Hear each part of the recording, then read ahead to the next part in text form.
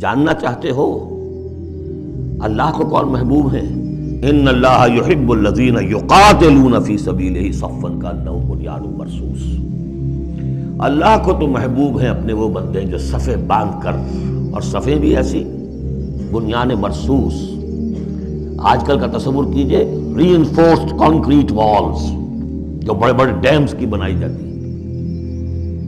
اس زمانے میں بھی تھا، چنائی کر کے پھر تانبا اس کے اندر جو ہے وہ پگھلا کر، جو ہم دیکھ آئے ہیں ذوالقرنین کے معاملے میں، آتونی افرغ علیہ قطرہ. اب وہ جو ہے وہ فورٹیفائڈ ایسی صفیں. آج ایک صاحب نے توجہ دلائی، اسی کا عکس ہونا چاہیے ہماری جب نماز کے اندر صف بندی ہوتی ہے، کوئی خلا نہیں ہونا چاہیے. حضور نے فرمایا کہ شیطان کھڑا ہوتا ہے بیچ میں، پھر کندھے سے کندھا ملا ہونا چاہیے. لیکن ہمارے ہاں اس کا کوئی اہتمام نہیں ہوتا. ہمارے ہاں اہل حدیث حضرات کو اہتمام کرتے، لیکن یہ ہے کہ کندھے سے کندھا ملنا اور پاؤں کے محاذات ایک ہونے چاہیے، آگے پیچھے نہ. بہرحال یہ ضرورت ہے، اس کی ائمہ کو بھی کرنی چاہیے کوئی نہ کوئی توجہ. تو یہ اصل میں سمم بونم ایک اصطلاح ہے فلسفے کی، کہ ہر فلسفہ اخلاق میں ایک تصور ہوتا ہے خیر اعلیٰ، the highest good, highest virtue کیا ہے. آپ ایک فلسفہ دیتے ہیں اخلاق کا، اس کی روح سے سب سے بڑی نیکی کون سی ہے، تو جان لیجئے اسلام میں سمم بونم، اسلام کا خیر اعلیٰ قتال فی سبیل اللہ ہے. ان اللہ یحب الذین یقاتلون فی سبیلہ صفا کانہم بنیان مرصوص. اب سوچ لو، دیکھ لو، سوچ سمجھ کر قدم رکھو. جس کو ہو جان و دل عزیز، اس کی گلی میں جائے کیوں. اس راستے پر آنا ہے تو یہ سمم بونم ہے. یہ 4 آیتیں ہو گئیں تمہید کی. اللہ کو تو پسند وہ لوگ ہیں جو اس کی راہ میں اس طرح صف بستہ ہو کر لڑتے ہیں گویا کہ وہ ایک سیسا پلائی ہوئی دیوار ہے.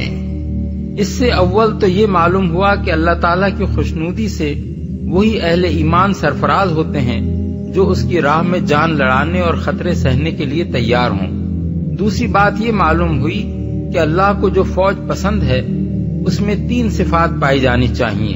ایک یہ کہ وہ خوب سوچ سمجھ کر اللہ کی راہ میں لڑے اور کسی ایسی راہ میں نہ لڑے جو فی سبیل اللہ کی تعریف میں نہ آتی ہو. دوسری یہ کہ وہ بدنظمی و انتشار میں مبتلا نہ ہو بلکہ مضبوط تنظیم کے ساتھ صف بستہ ہو کر لڑے.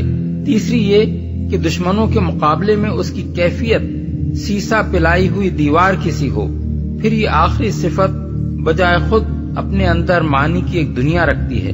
کوئی فوج اس وقت تک میدان جنگ میں سیسا پلائی ہوئی دیوار کے مانند کھڑی نہیں ہو سکتی جب تک اس میں حسب ذیل صفات پیدا نہ ہو جائیں. عقیدے اور مقصد میں کامل اتفاق جو اس کے سپاہیوں اور افسروں کو آپس میں پوری طرح متحد کر دے.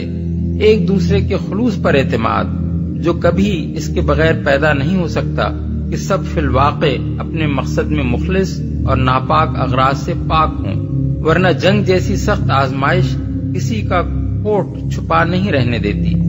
اور اعتماد ختم ہو جائے تو فوج کے افراد ایک دوسرے پر بھروسہ کرنے کے بجائے الٹا ایک دوسرے پر شک کرنے لگتے ہیں.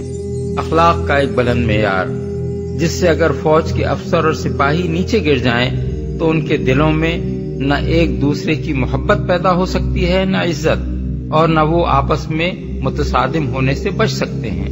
اپنے مقصد کا ایسا عشق اور اسے حاصل کرنے کا ایسا پختہ عزم جو پوری فوج میں سرفروشی و جانبازی کا ناقابل تسخیر جذبہ پیدا کر دے اور وہ میدان جنگ میں واقعی سیسا پلائی ہوئی دیوار کی طرح ڈٹ جائے. یہی تھیں وہ بنیادیں جن پر نبی صلی اللہ علیہ وسلم کی قیادت میں ایک ایسی زبردست عسکری تنظیم اٹھی جس سے ٹکرا کر بڑی بڑی قوتیں پاش پاش ہو گئیں اور صدیوں تک دنیا کی کوئی طاقت اس کے سامنے نہ ٹھہر سکتی.